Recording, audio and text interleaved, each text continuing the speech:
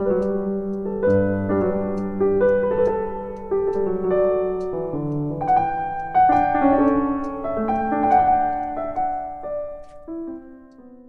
friends, how's your week going? Welcome back to our ongoing series on Poor Charlie's Almanack. We are still in chapter 10, which is all about Charlie Munger's common sense. So today, let's pick up with a few more lessons from Charlie. 5. Stay humble. Don't show off your smarts. Munger once told a story about a colleague of his. This guy was brilliant. He graduated top of his law class, even worked at the U.S. Supreme Court. Early in his career as a young lawyer, he liked to show how knowledgeable he was. One day, his senior partner pulled him aside and gave him some career-changing advice. He said, "Chuck, listen carefully. Your job is to make the client believe he is the smartest person in the room. And if you still have extra energy left, use it to make your senior partner feel like he is the second smartest person in the room.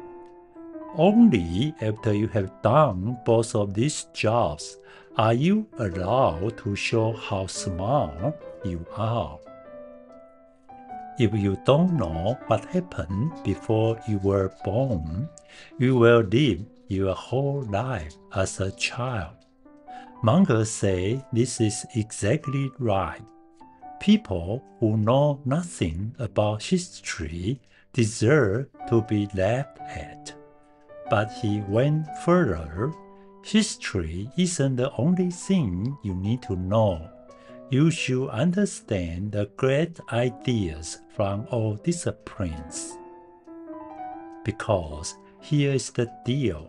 If all you ever do is memorize facts just to pass exam, that kind of knowledge won't get you far. What matters is building a mental framework, a lattice work of ideas that your brain can use automatically in daily life.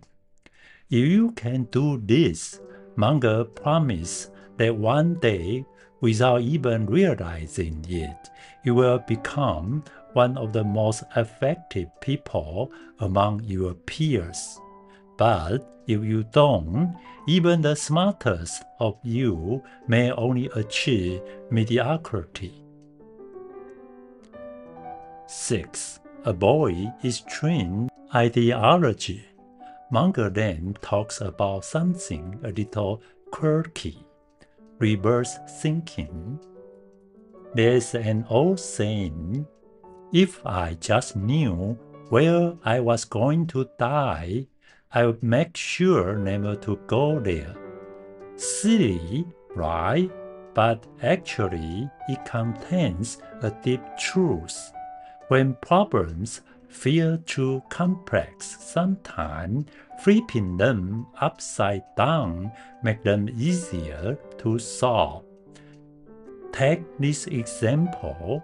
If you want to help India, the first question people ask is, "What can I do to help India?"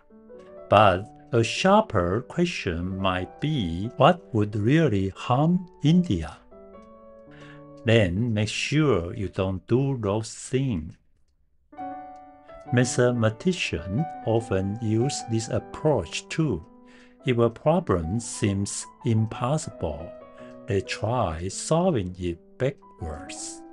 Life works the same way. So Munger asks, what leads to failure in life? Well, laziness does. Breaking promise does, he said. If you are unreliable, no matter how many talents you have, you are going to end up miserable. So, build a habit of keeping your word. Why does reverse thinking work so well? 1. It's often clearer. Avoiding mistakes is usually easier than chasing perfection. 2. It's more practical. You might not know how to guarantee success, but you usually know how to mess things up. 3. It matches real-life probabilities. Most failures come from avoidable errors, not from lacking genius strategies. Now, connected to this, Munger gave one of his strongest warnings.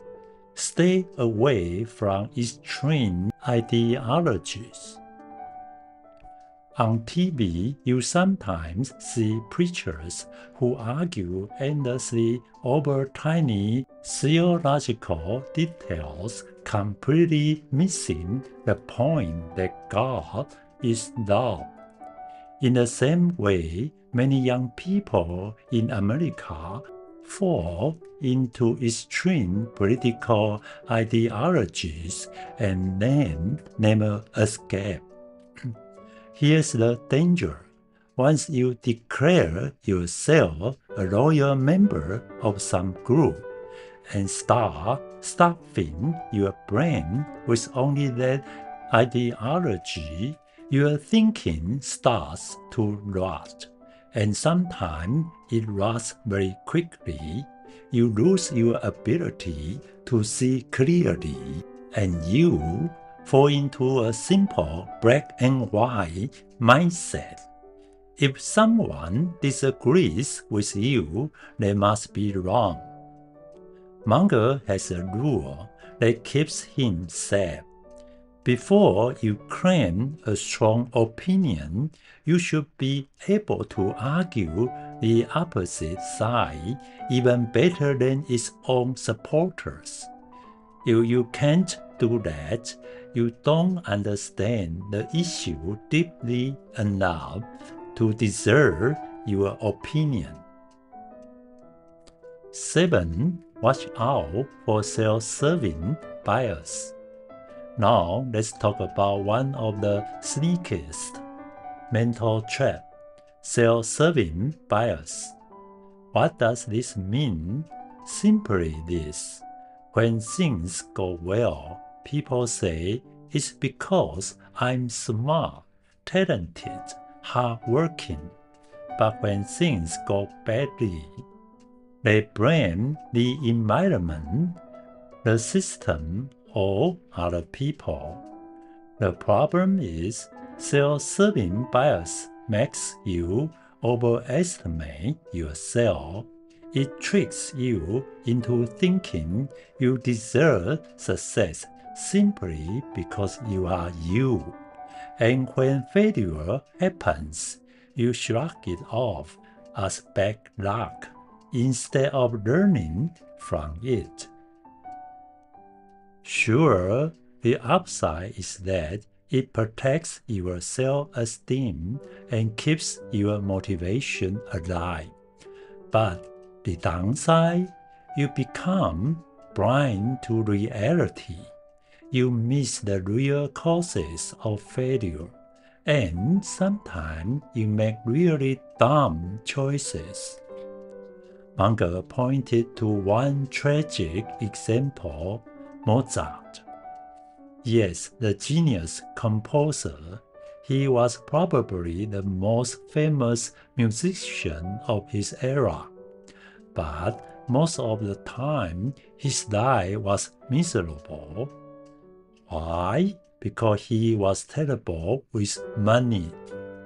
Whenever he earned a lot, he spent it all. And when income dropped, he kept spending the same way. He and his wife never saved. On top of that, Mozart had expensive hobbies like billiards and gambling. So when he lost a lawsuit in 1791, his finances completely collapsed. Despite his genius, his money habits drag him down. That's the power of self-serving bias. It whispers, "You are special. You deserve it. Don't worry about tomorrow." But tomorrow always comes. And that brings us to the end of today's episode. So, what do you think? Did any of these lessons stick with you? Maybe it's the idea of reverse thinking. Maybe it's being more careful about ideologies. Or maybe it's recognizing when your own self-serving bias is sneaking in. This week, try putting just one of these into practice. Maybe keep a promise you were tempted to skip, or try explaining the opposite side of an argument before you defend your own, or maybe watch your spending habits a little closer. If you enjoyed today's talk, don't forget to subscribe and share this podcast with a friend who might need a little wisdom boost too. And as always, I wish you wisdom, joy, and a richer, more meaningful life. Take care and see you next time.